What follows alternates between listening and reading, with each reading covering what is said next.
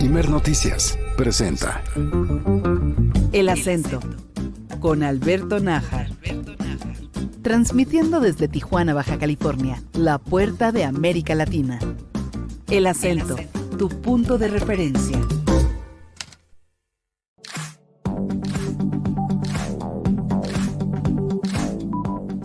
Muy buenas tardes, bienvenida, bienvenido, bienvenide a El Acento, tu punto de referencia.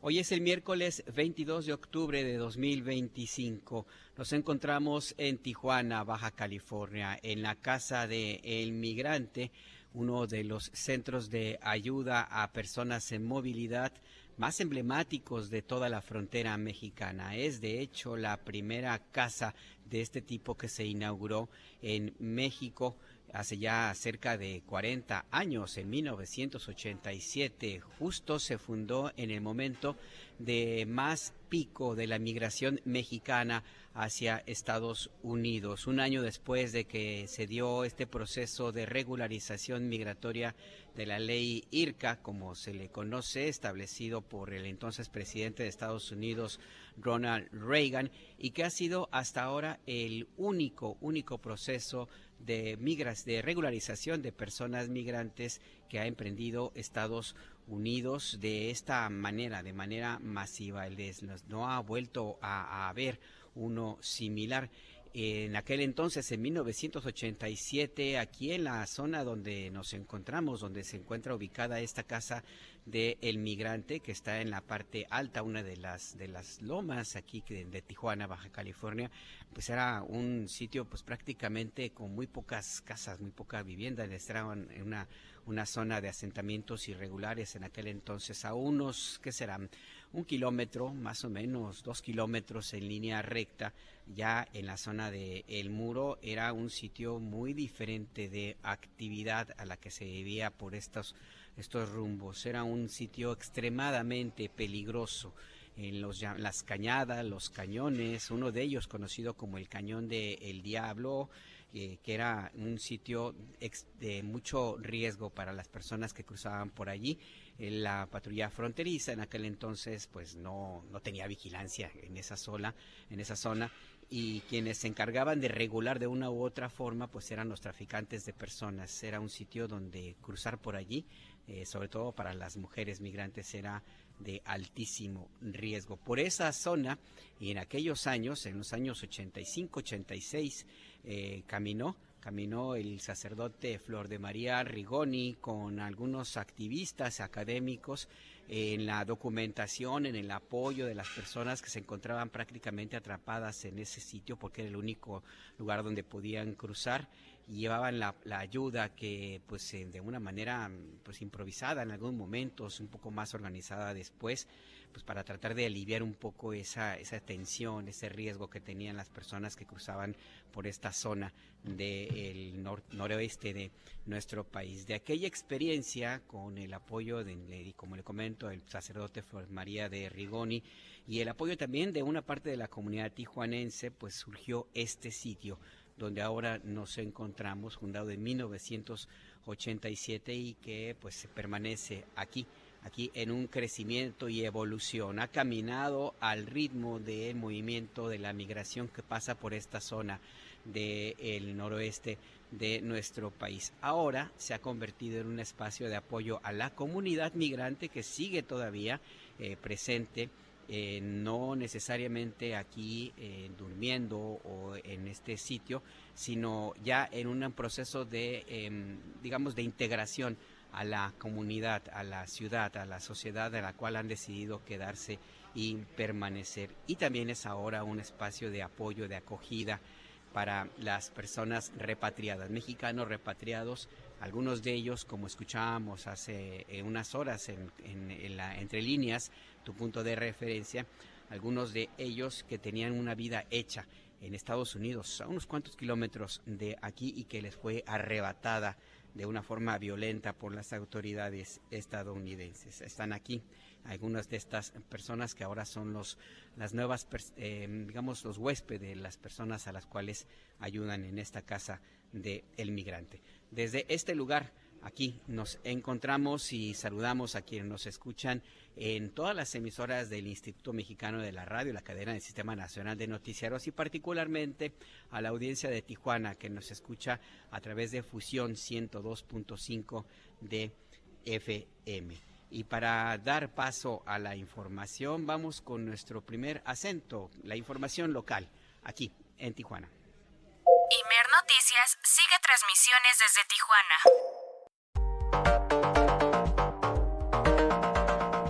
Efectivamente, hay mucha información de todo tipo en esta ciudad. Si usted nos escucha en este lugar, pues es importante que se entere de esto que publican los medios locales. El periódico El Imparcial, en su sede aquí en Tijuana, Baja California, señala en una de sus informaciones locales que Tijuana cumple con el 5% de la superficie de áreas verdes, tiene 6.8 millones de metros cuadrados de áreas verdes distribuidas en las distintas delegaciones.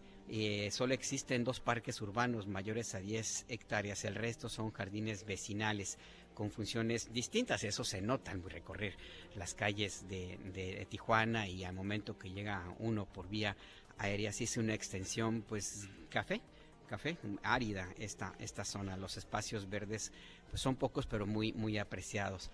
El periódico El Sol de Tijuana habla sobre el impacto que tiene el cruce por la línea en la salud mental de los trabajadores o de las personas transfronterizas, particularmente los más jóvenes que tienen que cruzar a estudiar o a trabajar en San Diego, por todo lo que significa perder hasta 4 horas al día para poder cruzar la línea y someterse al riesgo permanente de que en cualquier momento algún agente de estadounidense pues pueda quitarles la posibilidad de entrar, les retire pues la estancia, les niegue la entrada, inclusive con cualquier argumento. Y esto ha tenido ya un impacto en la salud mental, sobre todo en lo que se refiere a los niveles de sueño, porque hay que levantarse a las 2 de la mañana, 3 de la mañana, más tardar, para poder formarse en la línea para el cruce a las 4 de la mañana, que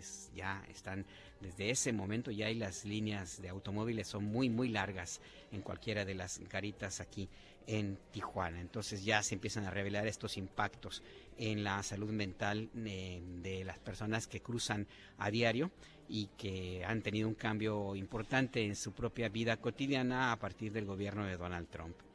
El diario Tijuana señala que se van a reunir aquí en esta ciudad especialistas en el Foro Juvenil Hídrico Internacional 2025, sobre todo estudiantes y académicos. El portal Punto Norte señala: Protección Civil Municipal recibe desfibriladores para atender emergencias por infartos. Es un tema muy de la vida cotidiana de esta zona, que también pues tiene un ritmo de automóviles importantes y que necesitan tener los socorristas, sobre todo el equipo necesario para cumplir con sus responsabilidades.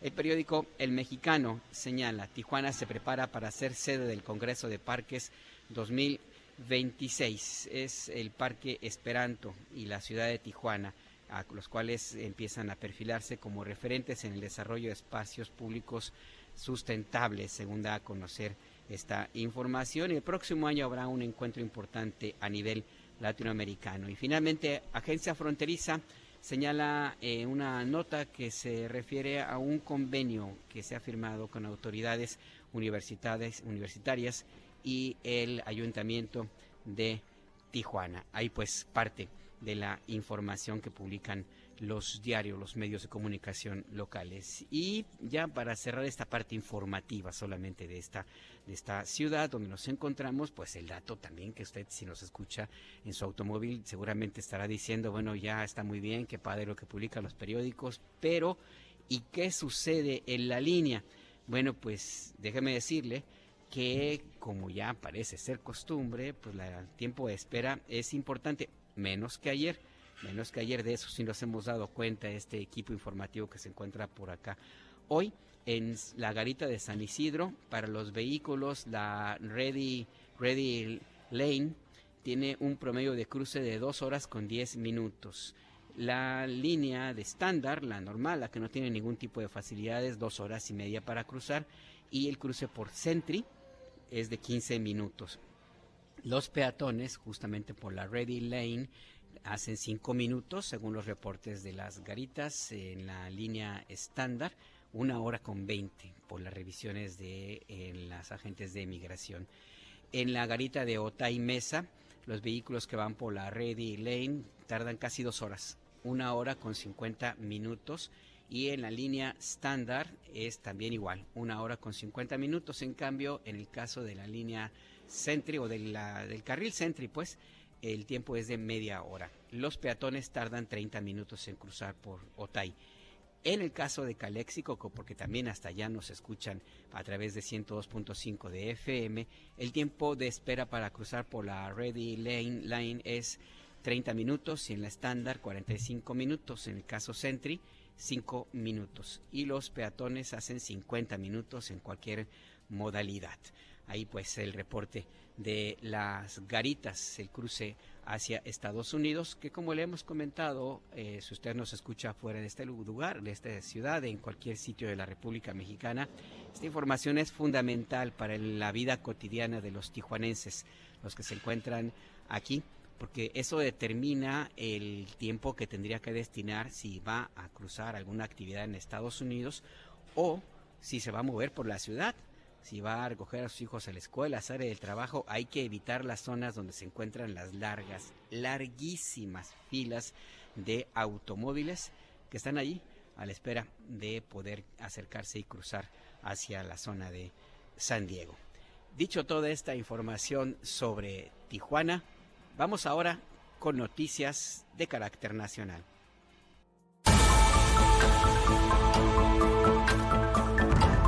El gobierno federal ya liberó 66% de derecho de vía para la construcción de las rutas de trenes AIFA-Pachuca, Ciudad de México-Querétaro, Querétaro-Irapuato y Saltillo-Nuevo Laredo, que son un total de 787 kilómetros. El secretario de Seguridad y Protección Ciudadana comparece ante los senadores de la República en cumplimiento al desglose del informe presidencial. En reunión con diputados, Berta Gómez Castro, subsecretaria de Egresos de la Secretaría de Hacienda y Crédito Público, dijo que el presupuesto para 2026 se asignó de manera coordinada y técnicamente fundamentada, a pesar de la renegociación de la deuda pública de dependencias como Pemex. Activistas por la salud alimentaria denuncian que las caravanas navideñas de las empresas de comida chatarra vulneran a las infancias a través de estrategias de marketing que incentivan el consumo de sus productos. Entrega la jefa de gobierno de la Ciudad de México, Clara Brugada, más de 7,000 uniformes a integrantes del primer torneo de fútbol infantil comunitario Olamalixli, evento realizado en el marco del Mundial de Fútbol 2026. Por sus más de 45 años de carrera dedicada al bel canto, disfrutar de los escenarios con piezas emblemáticas como Carmen, Madar, Butterfly y Dalila, María Luisa Tamés recibió la medalla Bellas Artes.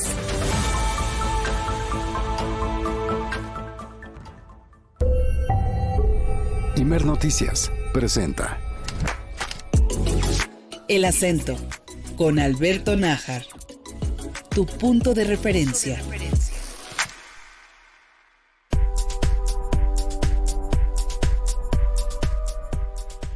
Ahí pues la información nacional, y para irnos a una primera pausa vamos a escuchar esta canción que se llama El Son Te Llama y la interpreta Boulevard Descarga, un grupo tijuanense y que tiene ya varias composiciones. Hay que decirle que a pesar de que el ritmo, la música, las composiciones son bastante buenas, no han tenido una mayor trascendencia, su impacto es más bien en esta región. Se lo digo por si usted nos escucha, no sé, en Mérida, Yucatán, y le gusta esta y otras rolas que hemos comentado, que hemos presentado desde el otro lado del país, pues ahí le encargamos que le haga un poquito de promoción para que sepa y se enteren sus vecinos, familiares, que en toda la República Mexicana hay un gran talento musical. Escuchamos. Ethnocentrism, classism, sexism, racism are my enemies. y les voy a poner una daga que va a sangrar después de que yo muera.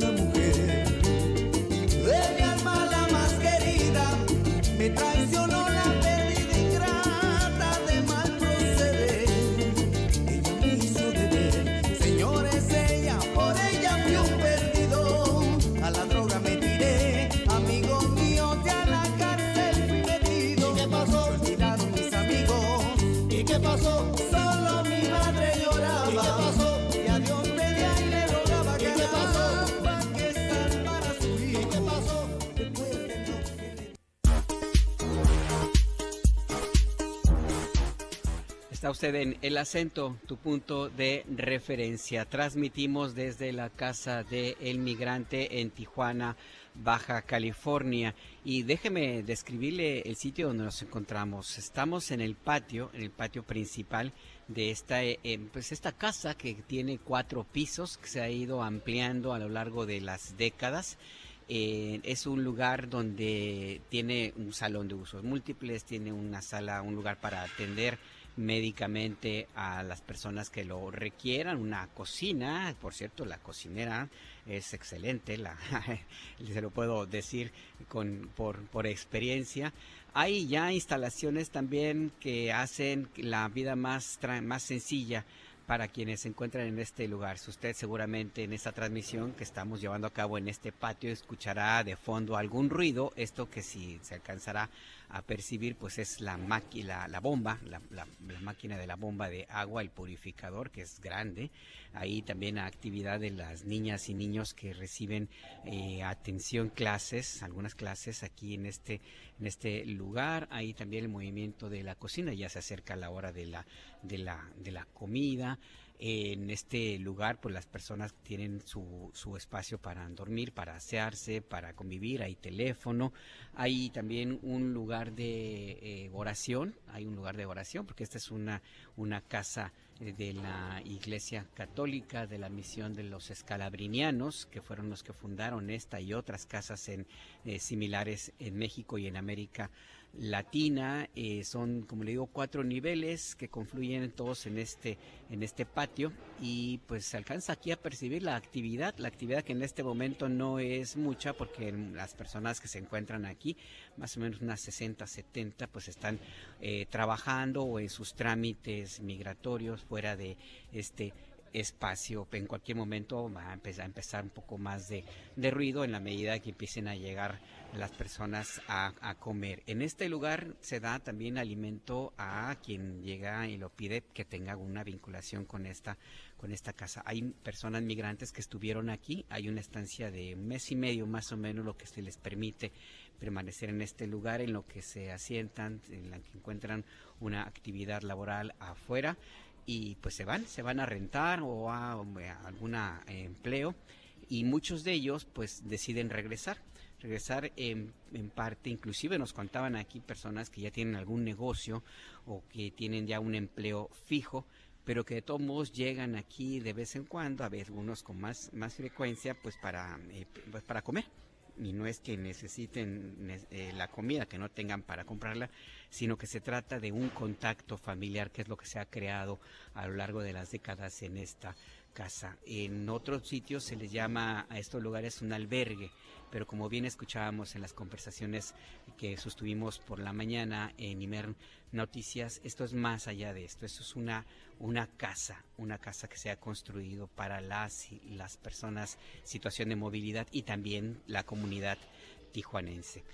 Es donde nos encontramos, desde aquí transmitimos y desde aquí mandamos un gran saludo a quienes nos escuchan en toda la República Mexicana. El Sistema Nacional de Noticiarios del Instituto Mexicano de la Radio trabaja día y noche para mantenerle informada, informado, informade en tiempo real. En Ciudad de México se encuentra Verónica Basurto en cabina, se encuentra en la operación Rafael Rosales, José Luis Plasencia. Acá en Tijuana se encuentran Adriana Estela Flores, Adria Aceves, se encuentra Alejandra García, el ingeniero Velasco, responsable del área técnica de fusión 102.5 de FM.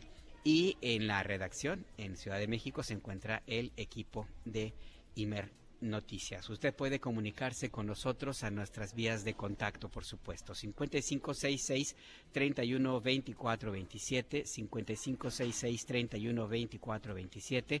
Nos puede enviar mensajes a @Imer_noticias en X y en Threads, a Imer Noticias en Facebook e Instagram, y a mí que me encuentra en @anajarnajar en X, antes Twitter. Si usted se encuentra en Tijuana, en San Diego o por aquí, por esta zona, nos puede llamar a la cabina de fusión al 664-681-3393, 664-681-3394.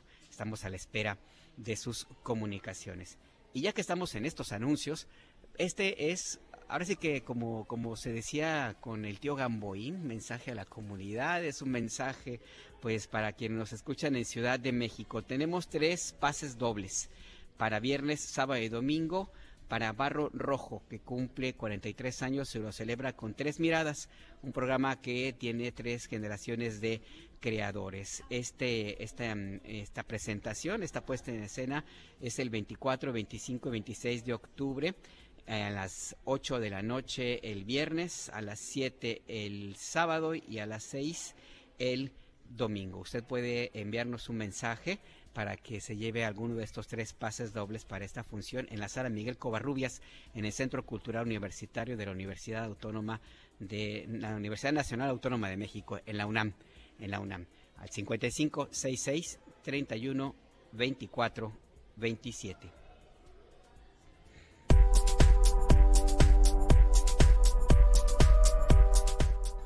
Esta mañana en Entre Líneas, tu punto de referencia, nuestra compañera Adriana Estela Flores conversó con el sacerdote Lorenzo Chaides, es el director de la Casa del Inmigrante en Tijuana. En esta larga conversación hubo varios temas que se abordaron, pero uno de ellos es lo que le queremos presentar a continuación.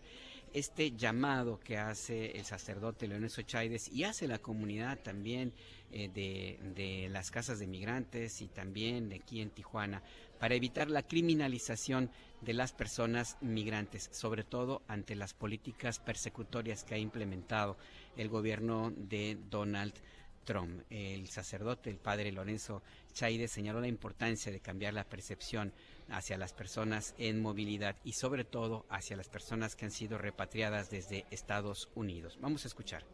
También llegan familias completas, núcleos familiares. Este grupo de personas pues son los repatriados, que después de estar 20, 30, 40 años en Estados Unidos, sosteniendo a las familias acá en México, a veces por no conocer las leyes, en ocasiones también un poco de desidia tal vez, no regularizaron su estatus migratorio. Les toca volver al país de manera forzada si queremos, pero es ahí donde como sociedad, como iglesia, como comunidad, estamos llamados a acompañarlos, a recibirlos, a brindarles ese apoyo para que se puedan integrar en nuestra ciudad. Todos sabemos la historia de Estados Unidos y a raíz de todas estas redadas pues están llegando los repatriados, sí, y posiblemente pues se den más redadas en el futuro porque hay un presupuesto para cuidar más las fronteras y para contratar más personal de migración. Entonces posiblemente se den oleadas de repatriación mayores el próximo año. El migrante es una persona con muchos valores. No es una persona que nos amenaza, que nos inquieta, no, es una persona con valores, con talentos, con dones, que al llegar a nuestra ciudad, a integrarse a la sociedad local,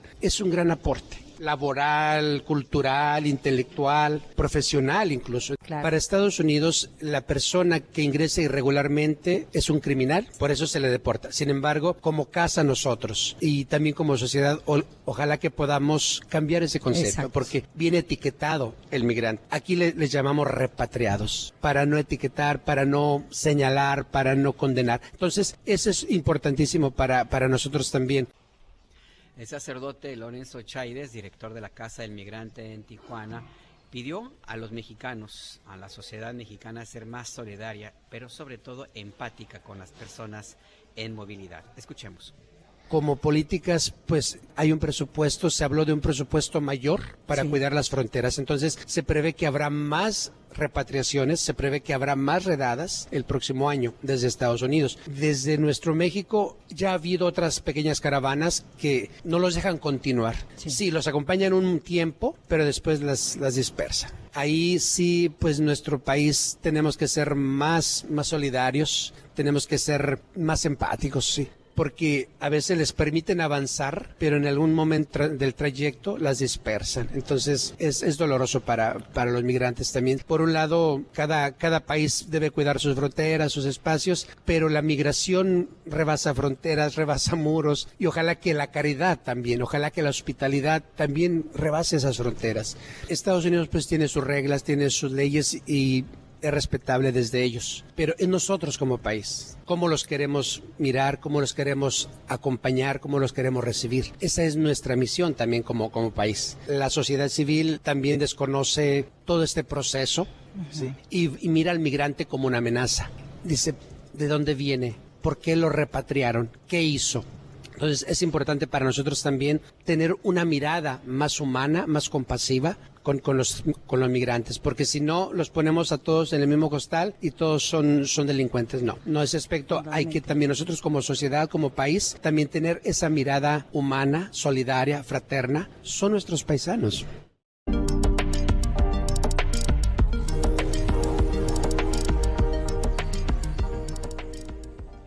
Y vamos a conversar ahora con Gilberto Martínez, es administrador de la Casa del Migrante en Tijuana. En primer lugar, Gilberto, muchas gracias por recibir al equipo de Imer Noticias en esta Casa del Migrante en Tijuana. Con mucho gusto, Alberto, de veras un honor para nosotros tener aquí todo el equipo, ¿no?, de Imer, transmitiendo desde esta casa del Migrante Tijuana.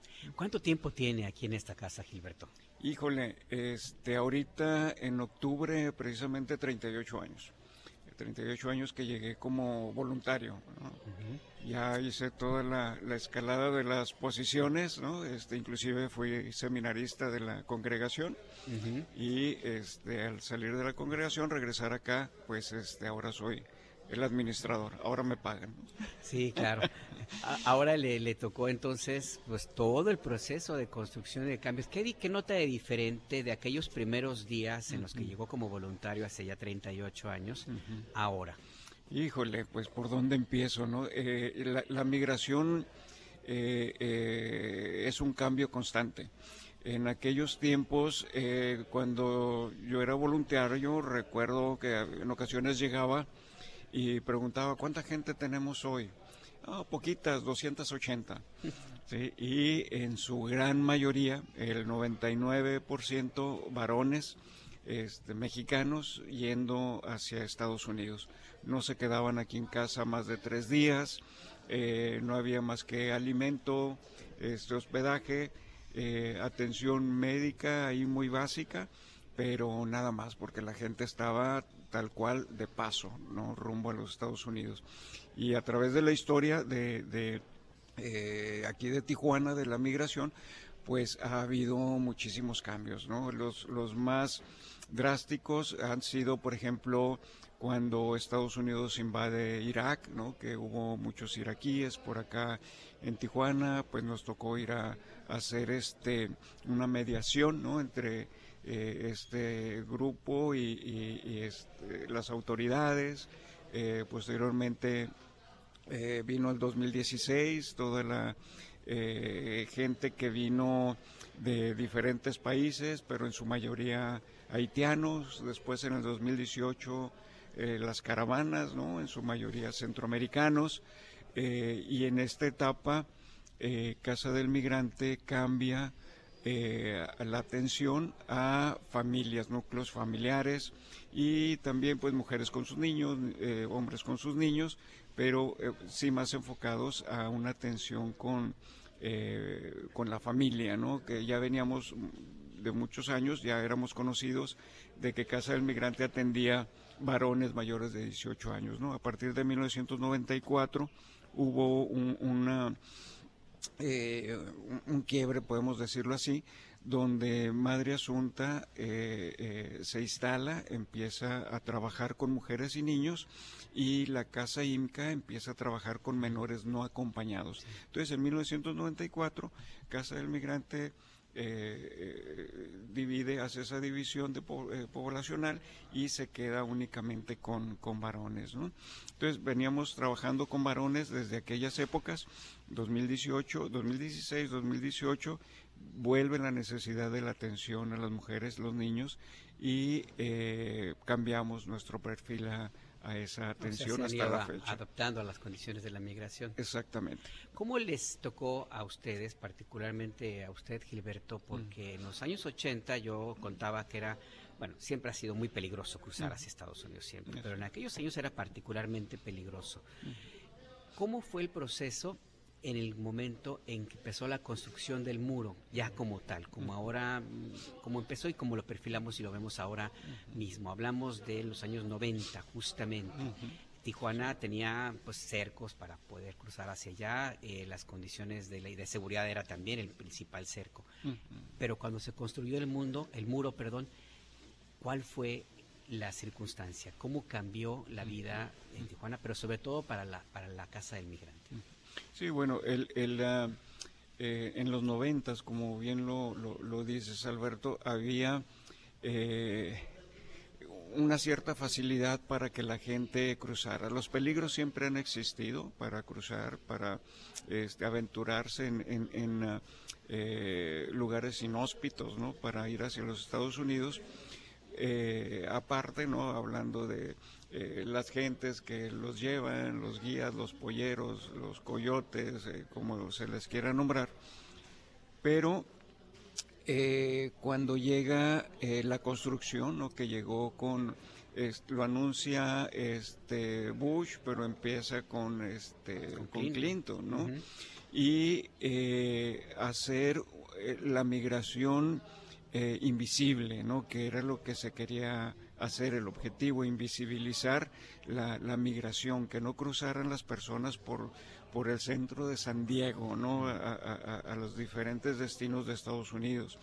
Y empiezan estas bardas en la ciudad, pero queda abierta la ventana, que era pues el desierto, las montañas, y la gente empieza a trasladarse por aquellos lados, o los llevan a cruzar por allá, por aquellos lugares que son inhóspitos, tal cual, y empiezan a haber muchas muertes, ¿no? Por ahí hicimos una documentación de cuerpos encontrados en montañas y desiertos por patrulla fronteriza del 98 al 2001. Sí, y poníamos una cruz por cada persona en el Boulevard Aeropuerto, ¿no? Y ahí estuvimos durante estos años pues tratando de visibilizar esta problemática, ¿no? Que para nosotros era una selección muy malévola, ¿no? de migrantes, porque pues ¿quién puede cruzar por el desierto, por la montaña? Migrantes, hombres, mayores de edad, fuertes, que eran necesarios para trabajar en las construcciones, para trabajar en el campo de los Estados Unidos, ¿no? Sí, ese fue un proceso de selección natural, pues, si cabe el término. Estados Unidos lo que hizo fue obligar a que cruzaran solamente los más capacitados para que rindieran más en sus fábricas, en el campo, en los empleos que requerían. Se llegó a dar el caso, seguramente usted lo recuerda, Gilberto, que la cantidad de personas que eran localizadas en estas zonas desérticas era menor a la que realmente había fallecido. Hubo algún momento en el cual los migrantes contaban historias de cuerpos que encontraban en el camino y no sabían decir dónde habían quedado. ¿Le tocó a usted eso? Efectivamente, ¿no? Ahorita lo podemos decir con toda certeza, en el desierto, en esas montañas debe de haber cadáveres que no se rescataron, ¿no? Que fueron por lugares que no cruzan la patrulla fronteriza y se quedaron por ahí, ¿no?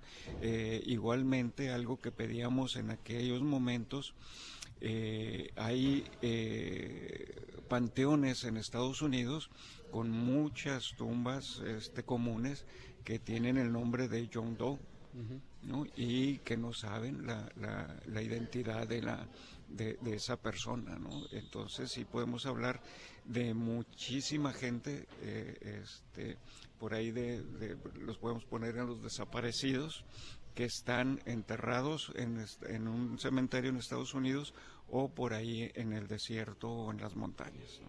Eso ocurrió en los años 90 y coincidió también con la gran oleada migratoria. Se calcula que cerca de 5 millones de mexicanos salieron de México a Estados Unidos entre el 95 y 2000. Esa fue una fase que le tocó a la casa del migrante. ¿Qué otra fase en el primer periodo de Donald Trump, por ejemplo, coincidió con la migración haitiana y ya se ha integrado? ¿Por qué ya no están los haitianos aquí en esta casa del migrante, Gilberto? Bueno, en la primera llegada del señor Trump a la presidencia, fueron más las promesas en contra de los migrantes que lo que realmente se hizo. En esta segunda fase, creo yo que el señor tiene un equipo mucho más grande, con mucha mayor capacidad para hacer mucho más cosas en contra de los migrantes. Lo estamos viendo en las redadas, que ya el padre Lorenzo hablaba en la mañana acerca de esto, pero también se habló que hay mucho dinero para contratación. Ahorita están preparando a muchísimas personas para ser agentes de ICE, de la Border Patrol, para vigilar las fronteras, para hacer una deportación o repatriación de personas a sus lugares de origen. Viene en este segundo término presidencial a realizar probablemente todas aquellas promesas que hizo en una primera fase y que ahora tiene el apoyo de un grupo grande en Estados Unidos supremacista para llevar a cabo estas acciones en contra de la migración, principalmente latinoamericana, tenemos que decirlo, ¿no? Porque los ucranianos fueron muy bienvenidos, otros grupos poblacionales, ¿no? Sudafricanos, Gilberto. Sudafricanos y todo esto, ¿no? Blanquitos, güeritos, ojos de color, etcétera, pero nosotros, morenitos latinoamericanos, como que no nos quieren por aquellos lugares, ¿no? ¿Cuáles son las expectativas finalmente, Gilberto, para cerrar esta conversación que le agradezco?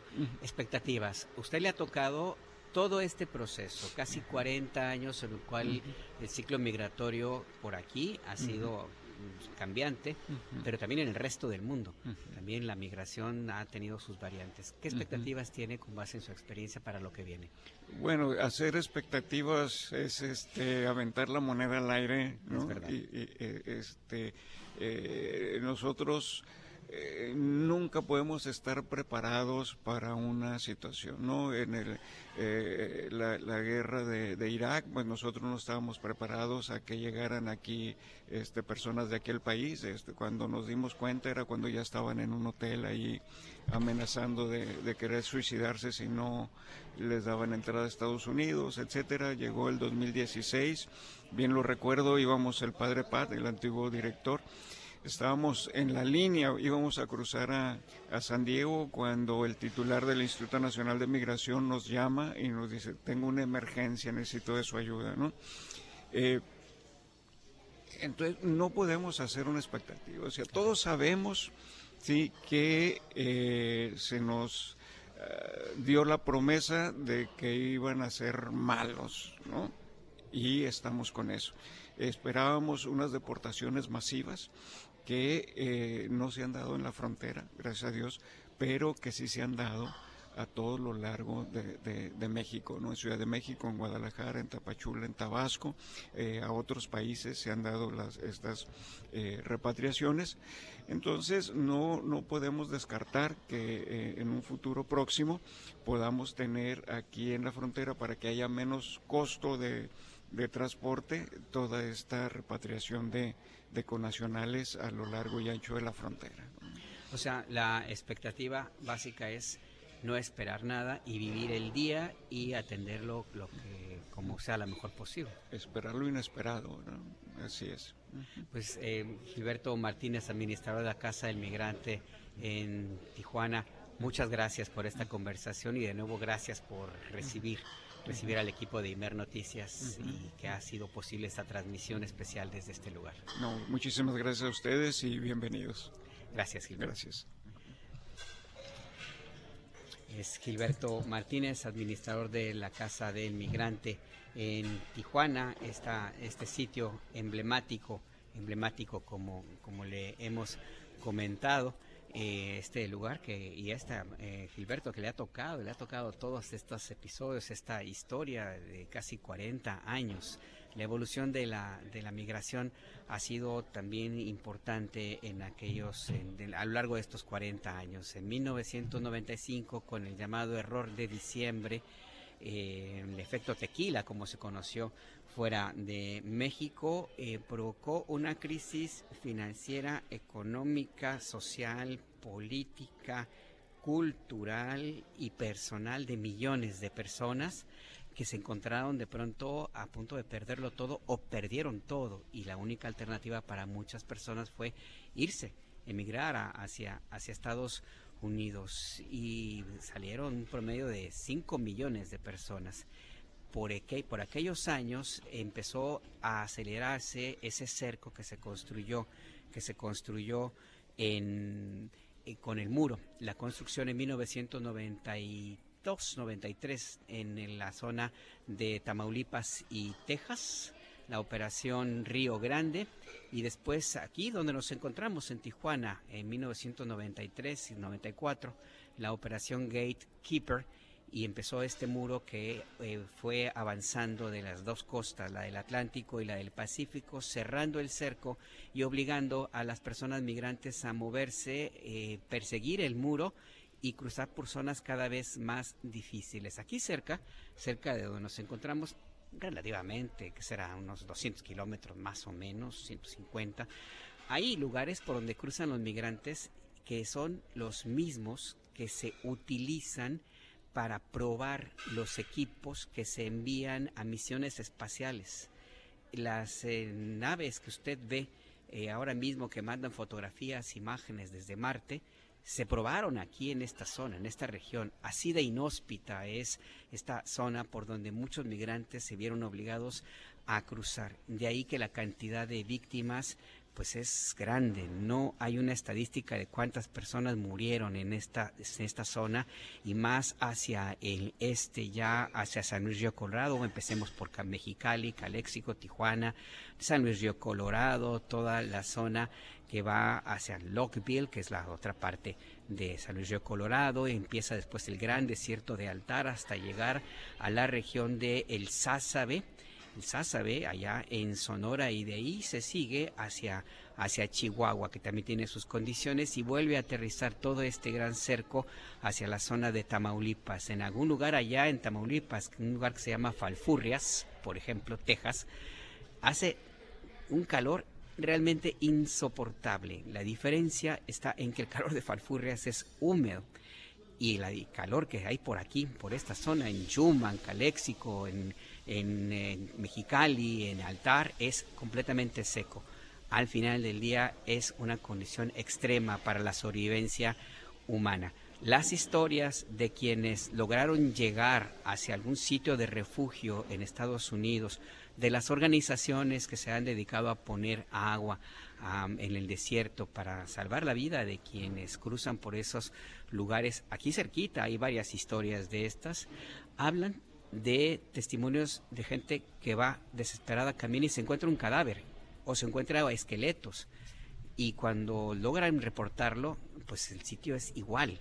Yo se lo cuento por experiencia, yo he andado por ahí. Usted no sabe nada, o sea, no sabe exactamente dónde estás. Necesitaría un GPS para poder ubicarlo y aún con todo eso es complicado. Entonces la cantidad de personas que se quedaron allí, mexicanas o no mexicanos, que se quedaron en ese lugar, de los cuales a veces se encontraron algunos restos, pues es grande, es enorme. Gilberto Martínez nos contaba de un cementerio al otro lado de la frontera, es el cementerio de Holtville. En la parte final de ese cementerio hay un espacio dedicado a los John Doe, que son las fosas comunes, lugares donde se enterró a los cuervos, las personas que se encontraron en esta región y que no se supo de su identidad. Solamente se te tiene algún elemento para el ADN, para poder confrontar con el ADN. Pero imagínese usted, ¿cómo va usted a saber si tiene un familiar extraviado que cruzó hacia Estados Unidos, que finalmente llegó a ese lugar y que pudo haber perdido la vida allí? La frontera son más de 3,000 kilómetros. Es un gran territorio. Y esa es parte de la realidad de la zona fronteriza y lo que nos recordaba Gilberto Martínez. ¿Cuál fue el propósito del gobierno de Estados Unidos de establecer las leyes migratorias endurecidas, de sancionar a los empleadores estadounidenses a partir de 1986-87, después de la regularización de solamente 2 millones de personas sin documentos? Pues básicamente invisibilizar a la migración, obligar a que se fueran del centro de las ciudades, que se quitara la atención mediática, una cuestión política inclusive, y también con toda certeza y realidad, como lo demostraron los años, un proceso de selección natural, que solamente llegaran las personas más fuertes, los que rinden más, a los que los estadounidenses pueden explotar con mayor facilidad y que le van a dar una productividad y ganancias mayores. Esa es la realidad de esta cara de la migración que aquí en Tijuana, como acabamos de escuchar, se vivió con toda su crudeza. Cedillo hizo privatizaciones oscuras, recuerda Sheinbaum. Vamos a cambiar de información. En la mañanera del pueblo, la presidenta Claudia Sheinbaum presentó junto con su equipo de trabajo detalles de la construcción de los trenes de pasajeros, las líneas que se van a emprender en esta administración. Concretamente, la línea que va del Aeropuerto Internacional Felipe Ángeles a Pachuca, de Ciudad de México a Querétaro, Querétaro a Irapuato y Saltillo a Nuevo Laredo. Nuestro compañero Abia Vargas estuvo allí en Palacio Nacional y nos cuenta. Adelante, Abie, buenas tardes. Muy buenas tardes, Alberto, a ti todo el auditorio de Imer Noticias. Pues sí, se dieron noticias del avance de todo este plan estratégico de movilidad. Pues el gobierno federal informó que ya liberó 66% del derecho de vía para la construcción de las rutas de trenes AIFA-Pachuca, Ciudad de México, Querétaro, Irapuato y Saltillo, Nuevo Laredo, que son un total de 787 kilómetros. La secretaria de Desarrollo Agrario, Territorial y Urbano, Edna Elena Vega Rangel, precisó que han liberado 1,607 predios. Esto pues luego de realizar el avalúo maestro que los orienta para hacer los pagos de la manera más justa de cada lote o parcela. El tren, comentarte, Alberto, de AIFA Pachuca, pues ya registra un avance de liberación de vía de 93%. Ciudad de México, Querétaro, 70%. Querétaro, Irapuato, 85%. Y Saltillo, Nuevo Laredo, 71%. Escuchemos. Prácticamente desde que iniciamos este proceso de quién es la propiedad. Entonces se hizo una investigación catastral, registral, parcela por parcela, predio por predio, de que a quién pertenecía, si era propiedad privada, propiedad social o incluso propiedad pública. Y a partir de este análisis, ya con el avance de los proyectos, se fueron definiendo las distintas situaciones y de ahí partimos ya para hacer la sensibilización y socialización del proyecto, que es esta parte que yo considero de la base fundamental para lograrlo. Y bueno, Andrés Layuz Loaesa, quien es director general de la Agencia Reguladora de Transporte Ferroviario, detalló que las velocidades máximas en las que circularán los trenes serán entre 160 a 200 kilómetros por hora. E informó que están en estudios técnicos previos las demás rutas, Alberto, pues comentar al auditorio que además de estas, pues se contemplan las rutas de Irapuato, Guadalajara, Querétaro, San Luis Potosí, Saltillo y Mazatlán, Los Mochis, que en total son 1,336 kilómetros. Escuchemos. Incluye desde la Ciudad de México hasta Querétaro, que es el trabajo que está haciendo el agrupamiento de ingenieros Felipe Ángeles, pero también de Querétaro hacia Irapuato. Estamos estimando que son alrededor de 50,000 pasajeros diarios en el recorrido y que tenemos distintos servicios como puede ser Ciudad de México Querétaro, Querétaro Irapuato, Ciudad de México Irapuato, San Juan del Río Celaya y Celaya Irapuato. Esto es muy importante porque, como saben, la vida cotidiana entre las ciudades del Bajío es una vía que no siempre o no necesariamente tiene por qué estar conectada a la Ciudad de México, es una vida propia del Bajío y por eso se vuelve tan importante este tren, porque ofrece una conectividad entre ciudades que tienen esa vida cotidiana conjunta. Andrés Layuz señaló que para los trenes que circularán en la ruta Ciudad de México-Pachuca, que atenderá una demanda de 100,000 pasajeros diarios, la licitación se otorgó a la empresa CRRC Show Locomotive, que ya inició los trabajos de diseño y fabricación, por lo que pues se prevé que el primer tren llegue a finales del próximo año. En tanto, el comandante del agrupamiento de ingenieros Felipe Ángeles, Gustavo Ricardo Vallejo Suárez, informó que construyen varias obras para la convivencia con trenes de carga y pasajeros, como puentes vehiculares, drenaje transversal y muros de contención. Recordar al auditorio, Alberto, que pues estas rutas, además de transportar a los pasajeros, también serán para carga. Escuchemos. También estamos ya armando muros de contención, se vieron en las láminas, precisamente donde vamos conviviendo con la vía de carga, porque tenemos un desnivel. Nuestra vía tiene mayores prestaciones porque es un tren de pasajeros de mayor velocidad. Y también lo vamos a hacer en donde entremos en zonas urbanas. El muro de contención nos permitirá subir la vía y que el pateo del terraplén no llegue a las puertas o a los caminos de los vecinos que viven en estas localidades. Además, informó que trabajan en los complejos intermodales de carga más importantes para el Tren Maya, como la terminal Palenque, Pochilac, Progreso y Cancún. En tanto, pues la presidenta de la República, Claudia Sheinbaum, agradeció a las personas, comunidades, ejidos y municipios por su cooperación para la liberación del derecho de vía y destacó que la compra de terreno se hace de manera directa. Así lo dijo la presidenta de la República.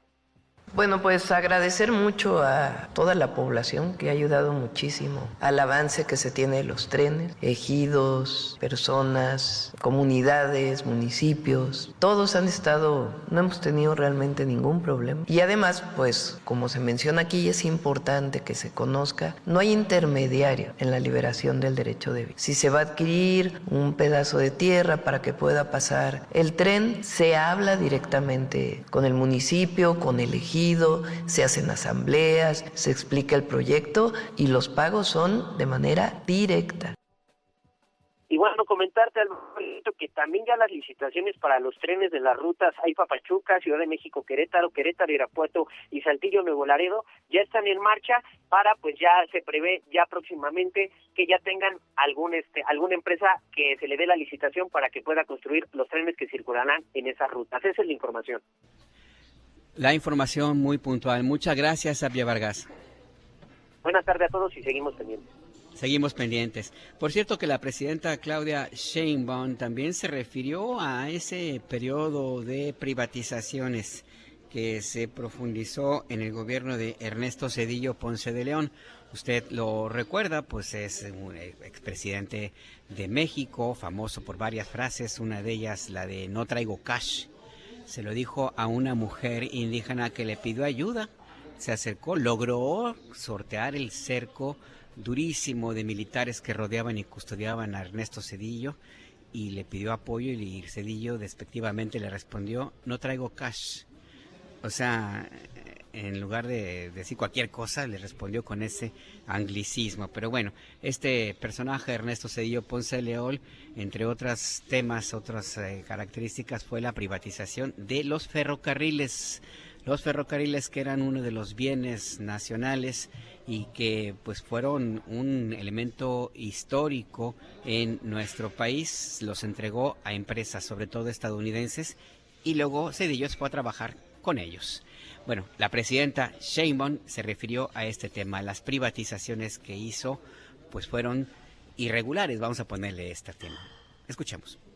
Zedillo privatizó los trenes y los trenes de pasajeros desaparecieron. Sí, el neoliberalismo en México, el problema que tuvo, además de muchas privatizaciones que no eran necesarias, la mayoría, pero que no eran necesarias y se hicieron de manera muy oscura, digamos, sin transparencia.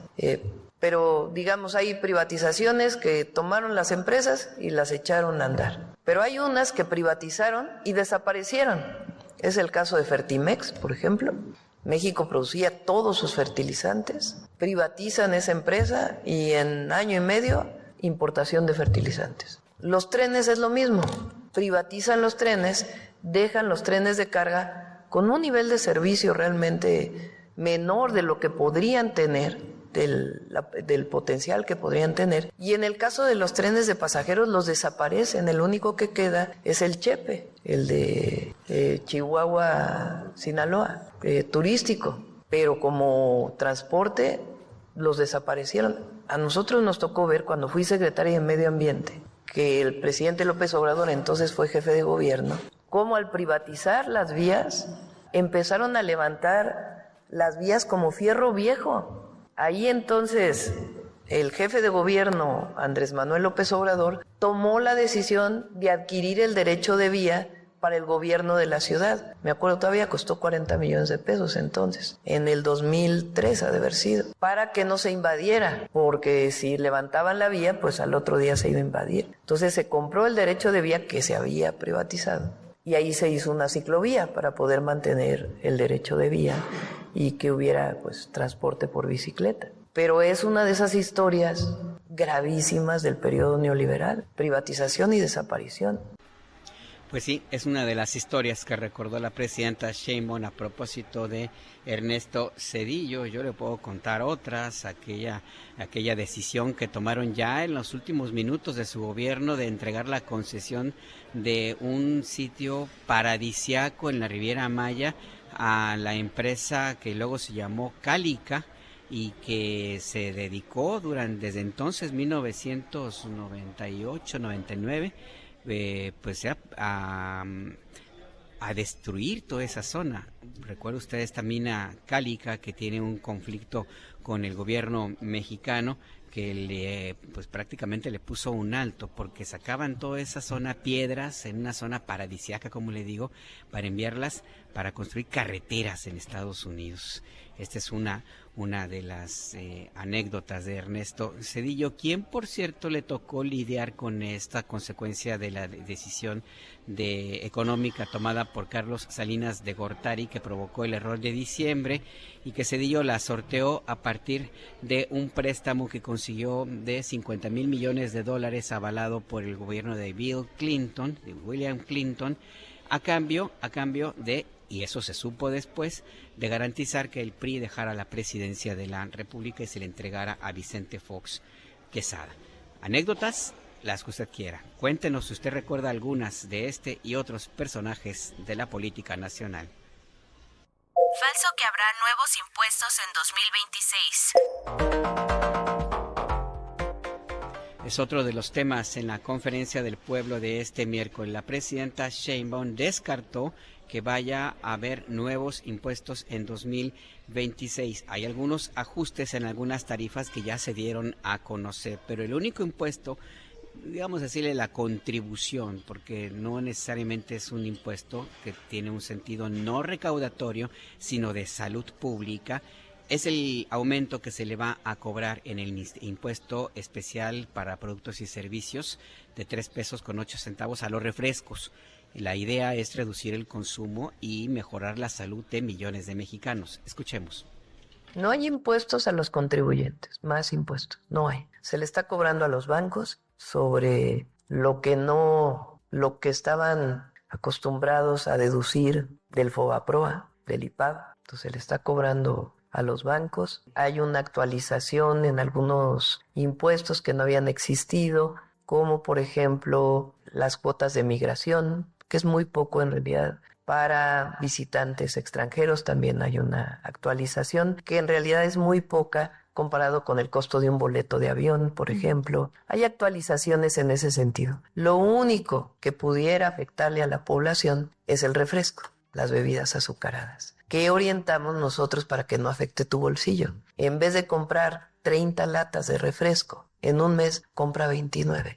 Te va a ayudar a tu salud y no vas a pagar más impuestos. Ahí pues lo que señala la presidenta Claudia Sheinbaum a propósito de esto, de esta versión que se ha publicado desde hace varios días en medios comerciales que han insistido en mentirle a usted que nos escucha. No es verdad que habrá nuevos impuestos. Por el contrario, se trata de establecer, bueno, esto que usted escucha es lo que se vive aquí en la Casa del Migrante, donde nos encontramos en nuestra transmisión. Le comentaba que la presidenta Sheinbaum pues insiste en que no habrá más impuestos. Hubo además cambios a la ley de aduanas. El próximo año, gracias a estas modificaciones de esta iniciativa, se estima una recaudación importante. El año que entra, ¿cómo pensamos la mayor parte de la recaudación adicional? Aduanas va a tener ya prácticamente todos sus sistemas que se llaman no intrusivos, rayos X y muchas otras cosas que se compraron desde el periodo del presidente López Obrador, que están llegando este año y que se están instalando. Eso va a facilitar mucho que no haya evasión fiscal en las aduanas. Y por otro lado, todo lo que estamos haciendo para evitar las factureras. Todavía existen, lamentablemente, empresas que facturan de manera ilegal. ¿Cómo hacen? Crean una empresa, le facturan IVA o ICR a otra empresa, esa otra empresa factura otra, esa empresa factura otra, y en 3 días desaparecen la empresa. Entonces el SAT ahora va a tener muchos más controles para poder evitar o disminuir pues esta evasión fiscal que se da con las factureras. Además, pues está la nueva ley de aduanas. Esta nueva ley de aduanas pues hace corresponsables a todos de algún ilícito que se comete en alguna aduana que esté evadiendo impuestos. Entonces, el año que entra pensamos recaudar cerca de 400,000 millones de pesos más. ¿Cómo se va a hacer? Evitando la corrupción. O sea, todavía en las áreas en donde exista. Y esa corrupción pues es mucho de evasión fiscal que se hace por terceros. Ahí lo que señala la presidenta Sheinbaum a propósito de la recaudación en aduanas con estos cambios a las leyes. También aclaró que no se ha aislado al personal militar de ninguna de sus funciones en las aduanas. Esto después de que se detectó a algunos elementos de la Secretaría de Marina involucrados en actividades delictivas que ya están en proceso de ser sancionados. Algunos de ellos inclusive ya están detenidos. Vamos a otra información también vinculada con la Mañanera del Pueblo. La presidenta Sheinbaum dijo que se trabaja para mejorar las condiciones laborales de los trabajadores, en especial en lo que respecta a la jornada de 40 horas. Le preguntaron a la presidenta Sheinbaum sobre las jornadas de los residentes de medicina, que pueden ser de hasta 72 horas continuas, parte de la vida cotidiana desde hace mucho tiempo, la verdad. Inclusive algunos médicos dicen que es parte del precio que tienen que pagar para poder incorporarse ya de lleno a la práctica de la medicina. Escuchemos lo que dijo la presidenta Sheinbaum. En general, los internados o residencias son becas, no son, digamos, contratación. Es cierto que tiene que haber mejores condiciones y lo está buscando la Secretaría de Salud y en su momento pues vamos a buscar que así sea. El pasado 1 de mayo, cuando fue el Día del Trabajo, el secretario del Trabajo, Marat Bolaños, había anunciado que la disminución de la jornada laboral se concretaría para 2030. La Secretaría del Trabajo y Previsión Social ha llevado a cabo foros desde junio pasado para llegar a esta meta. Han participado trabajadores, empresarios, académicos y otros interesados en presentar estas propuestas. Los empresarios han pedido que este proceso de establecer la jornada laboral de 40 horas a la semana sea paulatino. Hay una resistencia importante, inclusive de algunos empresarios pues de los más conocidos, como Carlos Slim, quien de plano dice que no se necesita reducir a 40 horas la jornada laboral. Pero bueno, esta es parte de las conversaciones que se llevan a cabo desde entonces. El sector empresarial pide hacer un mayor análisis. Dicen que la medida podría provocar un aumento en los costos de operatividad de las empresas y los trabajadores, en cambio, pues han insistido en que esto no tiene necesariamente que tener este resultado, porque la productividad de por sí ahora es alta, y no lo digo yo, no lo dicen estudios internacionales que hablan de un alto nivel de productividad de la mano de obra mexicana, solo que la ganancia, esto no se traduce necesariamente en una mejor ganancia. Hay un estudio del Fondo Monetario Internacional que le presentamos en Imer Noticias el año pasado, donde el Fondo Monetario Internacional no es el Partido del Trabajo, no es una organización sindical de izquierda, no son activistas, es el Fondo Monetario Internacional, el representante más claro y evidente del neoliberalismo. Este estudio del Fondo Monetario Internacional establece que una buena parte de las ganancias de los grandes consorcios financieros internacionales y empresariales de los más ricos del planeta se ha fincado en la explotación de los trabajadores. Así lo dice, lo dijo este organismo. Entonces, pues, ¿en qué quedamos? Estos son los avances en la atención a damnificados por lluvias. Vamos a otros temas y me aceleramos el paso porque tenemos mucha información y nos quedan 48 minutos del acento, tu punto de referencia. Así es que aceleramos y le informo que el secretario de Infraestructura, Comunicaciones y Transportes, Jesús Esteva, presentó los avances en la atención de la emergencia por lluvias en Puebla, Veracruz, Querétaro, Hidalgo y San Luis Potosí. Se han censado ya más de 85,000 viviendas y el servicio eléctrico está restablecido casi en el 100%, 99.38%. Escuchemos. En total, las localidades ya comunicadas son 195 de 288. Esto representa cercano al 70% de comunidades que ya tienen paso. En el caso de atención de servicios de la energía eléctrica, tenemos que Hidalgo ya está al 97.64%, Puebla, Querétaro y San Luis Potosí ya están con servicio completo y Veracruz 99.93%, esto dando 99.38% de localidades y de comunidades ya con energía eléctrica. En cuanto a escuelas, tenemos 979 de 1,351 escuelas ya atendidas. Esto representa cerca del 72% del universo a trabajar. En cuanto a vivienda censada, se tienen 85,221 viviendas censadas. El día de ayer fueron más de 14,000 viviendas que se censaron. En cuanto a despensas entregadas, el día de ayer se entregaron 31,000 y se está llegando a un total de 273,448 despensas. De vacunas aplicadas tenemos 168,610. El día de ayer se aplicaron 23,800 vacunas. Y finalmente el personal atendiendo la emergencia suma 52,805 compañeras y compañeros que están laborando. Por su lado, la presidenta Claudia Sheinbaum informó que como parte de esta estrategia de recuperación ante la emergencia y está en marcha la entrega de apoyos a las personas damnificadas. Se hace sin intermediarios. Escuchemos.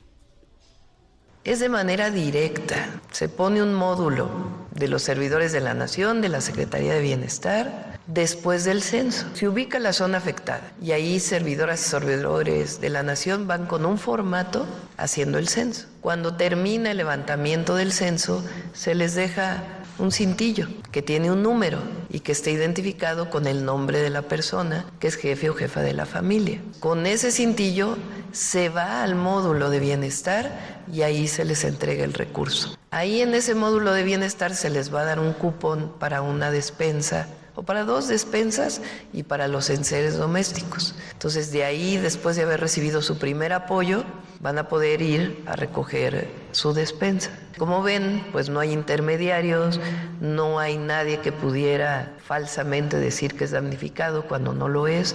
Es un trabajo de mucha dedicación que se hace y al mismo tiempo muy expedito en la entrega de los recursos.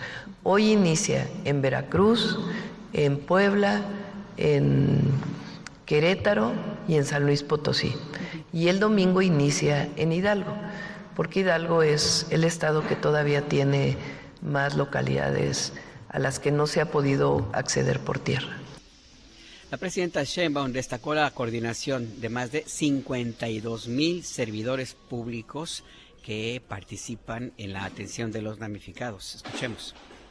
En el caso de atención a una emergencia, la coordinación lo es todo. Si no tenemos una coordinación y una responsabilidad a cada una de las instituciones que lo desarrollen con profesionalismo y con mucha entrega y con amor a la gente, pues entonces te puedes pisar los talones, como se dice en esta forma de expresarnos de los mexicanos. Todas las noches nos estamos reuniendo para ver qué avance hay, cómo avanzamos, si hay algún problema de falta de máquinas, etc. Entonces es muy importante ponerse al frente de la coordinación con los estados, con los municipios y de nuestro propio equipo, y delegar o dar responsabilidades por zona, más que delegar, dar responsabilidades por zona. Entonces, muy importante la coordinación lo es todo. Si no hay coordinación, difícilmente puedes saber cuáles son los avances cotidianos. Por otro lado, la entrega del trabajo, lo decía yo, Defensa, Marina, CEF y todos los que están trabajando en campo, los gobiernos de los estados, todos de primera, los 5 gobernadores de primera o 4 gobernadores y la gobernadora de Veracruz al frente de los trabajos siguen desarrollándolo. Entonces hay que ponerse al frente de la coordinación para que las cosas puedan salir. Y lo segundo que es muy importante pues es también el vínculo con la gente. Ahí pues lo que señala la presidenta Claudia Sheinbaum. Los datos sobre las personas que lamentablemente perdieron la vida en esta emergencia es de 78, 23 siguen desaparecidos y hay algunos casos que se lograron aclarar a través del número 079 para donde usted puede llamar para pedir información si tiene algún familiar o alguna persona cercana que haya tenido algún problema con estas lluvias. Vamos a hacer una pausa. Recuerde que nos encontramos en esta transmisión especial de Imer Noticias desde Tijuana. Nos encontramos en la casa del migrante de esta ciudad fronteriza, la primera de todas las casas de migrantes que se construyeron en nuestro país. Y a propósito de este tema, de esta transmisión especial, le invito a escuchar No te vayas, Ramona y Jimena Sariñana. No te vayas, te lo pido. Quiero verte un poco más. No te vayas de mis brazos, que este frío me va a matar. Escucho al viento cantar, escucho mi alma llorar. La luz se pierde cada que te alejas, no puedo con la oscuridad. Mi cuerpo extraña tu piel, mis labios se mueren de sed y me congelo en el triste desierto creyendo que vas a volver. Donde sea que estés, te mando mi amor en mis pensamientos.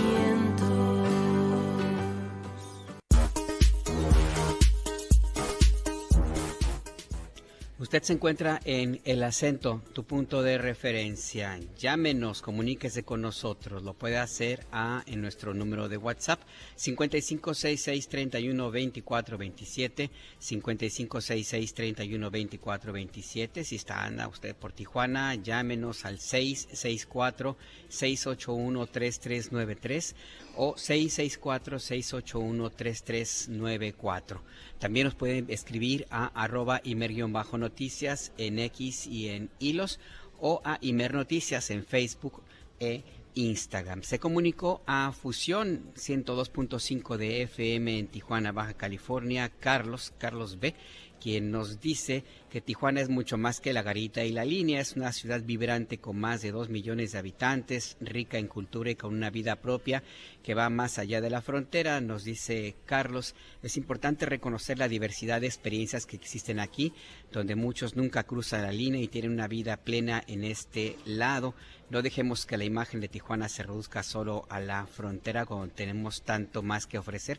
Y efectivamente, ese ha sido el objetivo, Carlos, de esta transmisión especial que el Instituto Mexicano de la Radio y el Sistema Nacional de Noticiarios del IMER llevamos a cabo desde el pasado lunes. Hemos abordado diversos aspectos de esta vida electrizante de esta ciudad fronteriza. Hemos abordado la historia, vamos a abordar la gastronomía.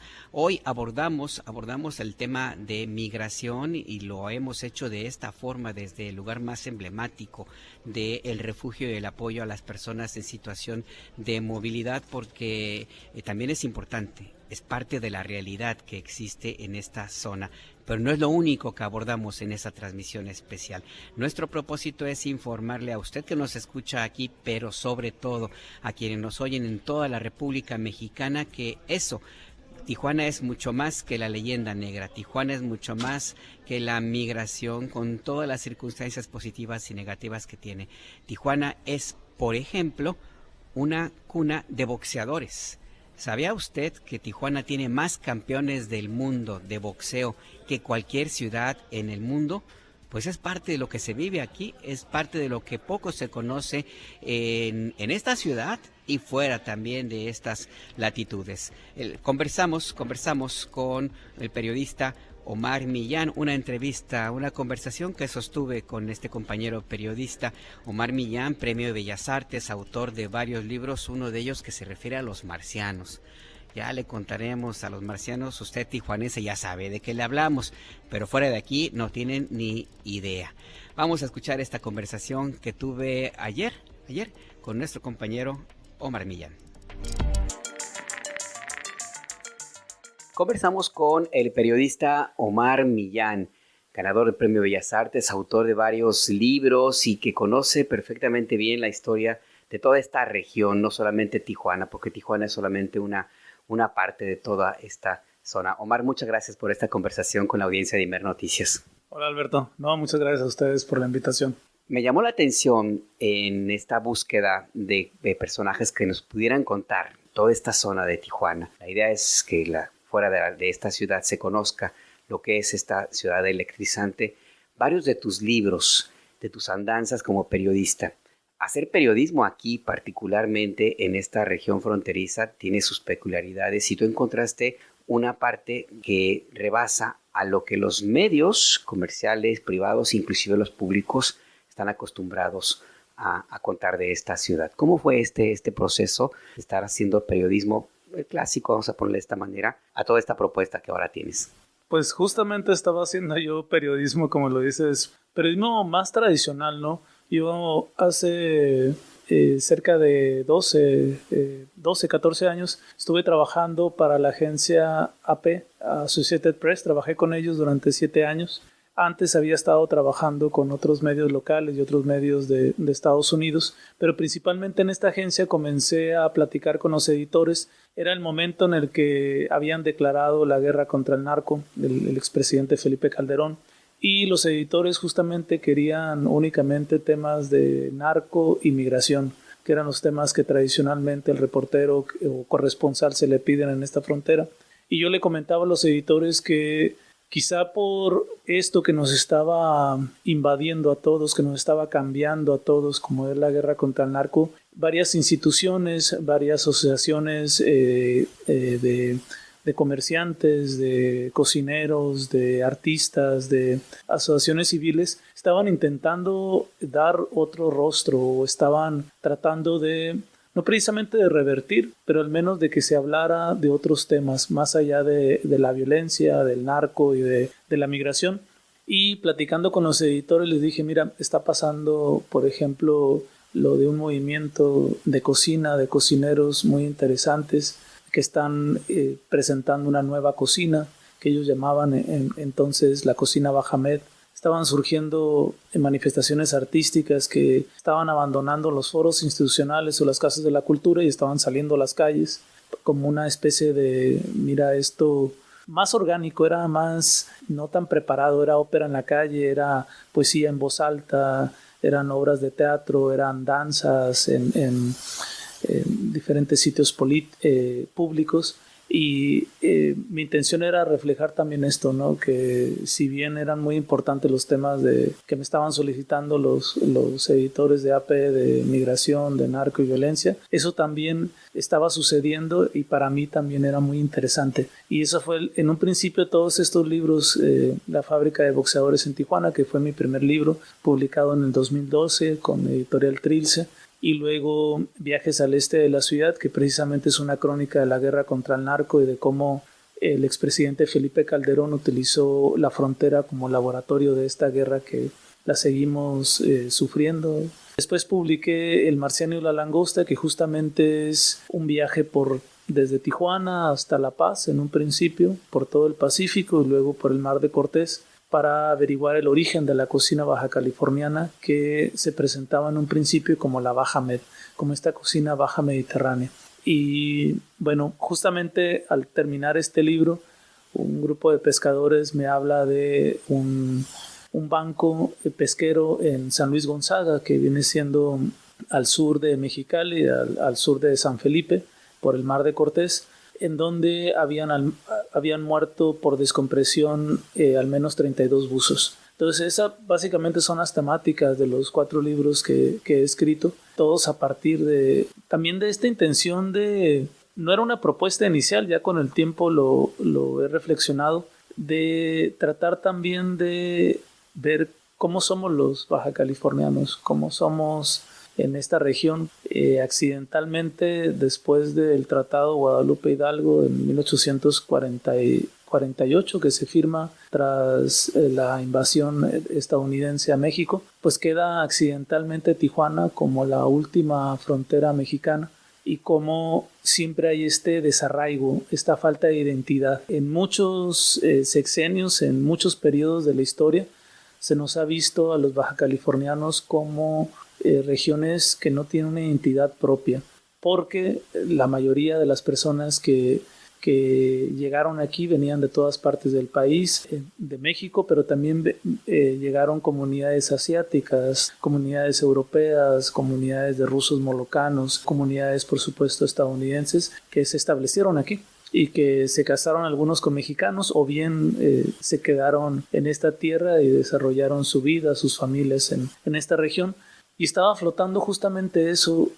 Todavía hasta hace relativamente poco preguntabas a todas las personas de dónde eran, y a pesar de que muchos tenían aquí viviendo 40 años o gran parte de su vida, decían, no, yo soy de Veracruz, yo soy de Nayarit, yo soy de Ciudad de México. Tenían este desarraigo. Y en buena medida porque pareciera que todavía esta ciudad o esta región o Baja California en general la miraban como zona de paso porque llegaron así. Y a pesar de que esta región les dio trabajo, les dio familia, les dio pues casas, ¿no? Pero sí estaba flotando todo eso. En mis libros exploro esta identidad. ¿Qué nos arraiga aquí? ¿Cuál es nuestra historia? Por ejemplo, en el primer libro, La fábrica de boxeadores en Tijuana, no sé si lo sepas, Alberto, hay países que no tienen ni un solo campeón mundial de boxeo y solo Tijuana ha producido 23 campeones mundiales. ¿3 campeones? Algunos de ellos hasta en 4 divisiones distintas, es decir, han sido campeones mundiales en 4 pesos distintos. Aquí han entrenado los más grandes boxeadores de México, como Julio César Chávez, como Eric el Terrible Morales, como Jackie Nava. Tiene una gran camada de boxeadores que uno pudiera decir, ¿por qué aquí? Y tiene que ver también con el principio de la ciudad. Esta ciudad, después de la ley seca en Estados Unidos, se crea aquí frontera como meca del entretenimiento mundial. se crean hipódromos, casinos, la Avenida Revolución, este lugar de grandes cantinas, de ese alcohol que no se podía vender en Estados Unidos, que estamos hablando de la segunda mitad de los años 20 y la primera mitad de los años 30, hasta 1936, de 1924 a 1936, este periodo en el que Tijuana surge como lugar de entretenimiento, de apuestas, de hipódromos, de grandes corridas de toros, pero en ese periodo histórico también se empiezan a dar las primeras funciones de box, mega funciones. Llegan principalmente empresarios de Estados Unidos a ofrecerle. Vivía en 1924 que se da este boom, 6,000 personas en Tijuana, pero la llegaban a visitar 5 millones de personas anualmente. Eran principalmente estadounidenses, europeos, todo Hollywood que estaban haciendo esa industria en California bajaba a Tijuana a apostar, a embriagarse, al casino, a los grandes banquetes. Estaba esta aristocracia europea que llegó a California para ofrecer su apellido a cambio de dinero, porque estaban en la ruina en Europa. Pues está todo eso aquí en la frontera, y el boxeo está como una de esas industrias nacientes de la ciudad. Va a derivar después en la creación de gimnasios. Actualmente hay más de 90 gimnasios de boxeo. Y también en esto que parece que es la parte medular del libro de la fábrica de boxeadores, de cómo en Tijuana todos estos gimnasios que te digo que están vigentes y que tienen niños, adolescentes y boxeadores profesionales, tienen campeones mundiales ahí entrenando, ya sea como entrenadores o como boxeadores aún vigentes, a un lado de estos niños y adolescentes. Y eso que pareciera cotidiano o obviamente sin importancia, ninguna ciudad en el mundo lo tiene. Es decir, si una persona quiere aprender básquetbol, no va a un gimnasio y se va a encontrar a LeBron James, ¿no?